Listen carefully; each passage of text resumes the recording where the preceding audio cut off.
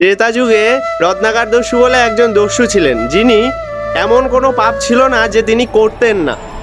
তো একদিন দেবর্ষি নারদ স্বর্গ থেকে এসে রত্নাকর দস্যুকে জিজ্ঞাসা করছে, তুমি যে এত পাপ করছো, তোমার পাপের ভার কি কেউ নেবে? তোমার পরিবার, তোমার স্ত্রী, তোমার পুত্র?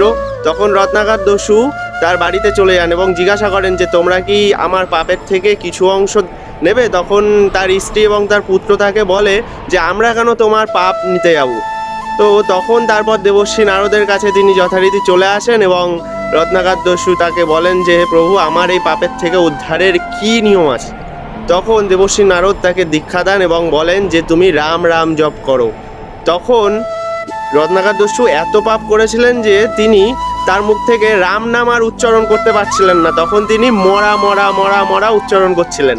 তখন দেবর্ষি নারদ বললেন তুমি এই মরা মরাই করতে থাকো। তখন উনি দীর্ঘ 60,000 বছর তপস্যা করার পর রাম রাম রাম এবং লাস্টে ওই প্রকার ঢিবি হয়ে তিনি মহর্ষি বাল্মীকিতে রূপান্তরিত হলেন এবং তিনি আমাদের সমস্ত রামায়ণ গ্রন্থের রচনা করলেন।